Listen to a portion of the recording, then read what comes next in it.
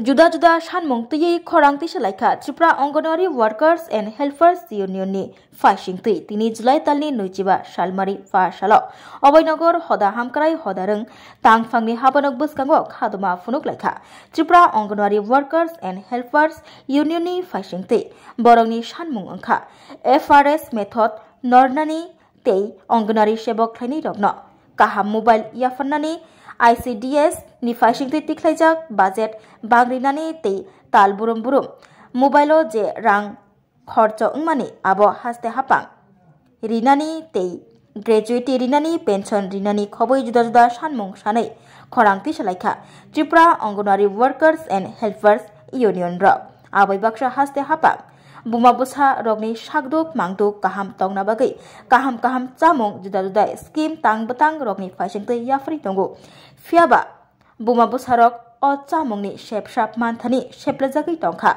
Abahai Kerong Rogno Nordani Shanmung Tisalaika Tripura Anganwadi Workers and Helpers Union Rok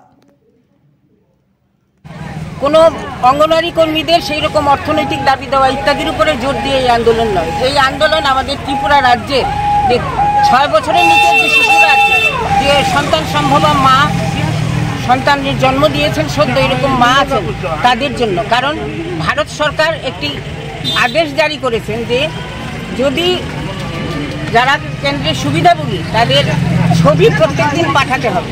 এখন ছবির সঙ্গে যে beneficiary তার কেওয়াইসি থাকতে হবে, অর্থাৎ তার আধার কার্ড লিঙ্কিং থাকতে হবে, তার মোবাইল থাকতে হবে। এখন এই ছবি যখন এগুলো পাঠাবে অঙ্গনওয়াড়ি কর্মী, তখন ওই দিল্লি থেকে বা যেখান থেকে তারা এটা কন্ট্রোল করছে সেখান থেকে ওটিপি আসবে। এই ওটিপি এনশিওর হলে তারপর আমরা খাবার দিতে পারবো। এটা হলো যারা টেক হোম রেশন মানে বাড়িতে যারা খাবার নিয়ে যাবেন। আর যারা সেন্টারে আমাদের 3 থেকে 6 বছরের শিশু যাদের গরম গরম খাবার আমরা দিতে চাই এবং আমরা জানি যে এটা একটা খুব স্বাস্থ্যপ্রদ ব্যাপার, সেইখানে তাদের ক্ষেত্রেও এখন ফেস রিকগনিশন লাগবে, এই বায়োমেট্রিক তাদের অ্যাটেন্ডেন্স লাগবে, এইসব করছে।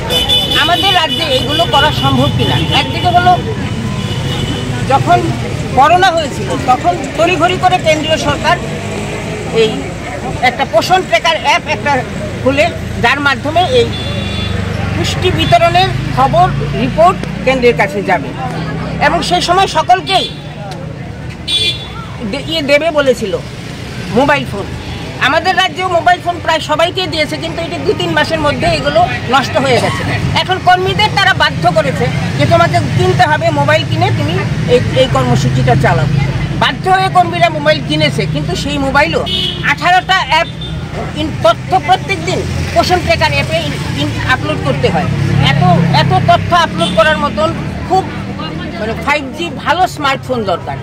আর নেটের অবস্থা তো জানিনি, স্মার্টফোন যদি ভালো হয়ও তাহলেও এটা হবে না। এই জন্য আমরা বলছি যে তোমরা প্রত্যেকটি কেন্দ্রে ওয়াইফাই দাও, ভালো স্মার্টফোন দাও। আর স্মার্টফোন চালাবার জন্য টাকা কত দিচ্ছে তারা? বছরে 1800 বা 2000 টাকা। আচ্ছা আপনারা বলুন, সাংবাদিক বন্ধুরা এখানে এসেছেন, 2000 টাকা দিয়ে সারা বছর রিচার্জ করা যায় এমন কোন কোম্পানি আছে? আমাদের তো জানা নাই, আমরা তো পাই না।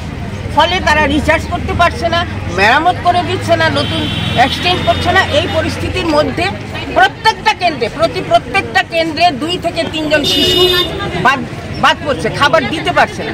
এখন ICDS হলো ভারতবর্ষের একমাত্র প্রকল্প যে প্রকল্পে শিশুর পুষ্টি দেওয়ার ব্যবস্থা আছে।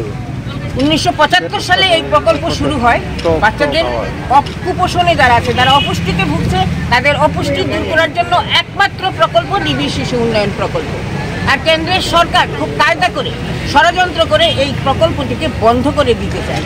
এই জন্যই বহু শিশু আমরা শুনতে পাচ্ছি যে আমাদের বিভিন্ন সূত্রে আমরা জানতে পারছি যে গত আর্থিক বছর থেকে এই আর্থিক বছরে আমাদের রাজ্যে প্রায় 1500 শিশুর যে পরিস্থিতি, এই পরিস্থিতিতে বিষয়টা কি হচ্ছে আমাদের প্রেসিডেন্ট আলোচনা করেছেন। রাজ্যে কর্মীরা আক্রান্ত হচ্ছে। পাঞ্জাবে তো একটি মেয়ে আক্রান্ত হয়ে সেখানেই তার স্ট্রোক করে এবং মারা যায়, অঙ্গনওয়াড়ি সেন্টারের মধ্যেই মারা যায়। তুমুল লড়াই হয়েছে। পাঞ্জাব সরকার বলছে 5 লক্ষ টাকা দেবে। একজন মায়ের জীবন 5 লক্ষ টাকার বিনিময়ে তারা কিনতে চাইছে। এই হলো পরিস্থিতি। আমাদের রাজ্যেও কিন্তু যখন খাবার পাচ্ছে না, তখন আমাদের গ্রামের যিনি মা তিনি তো সিডিপিও জানেন না, সুপারভাইজারও জানেন না।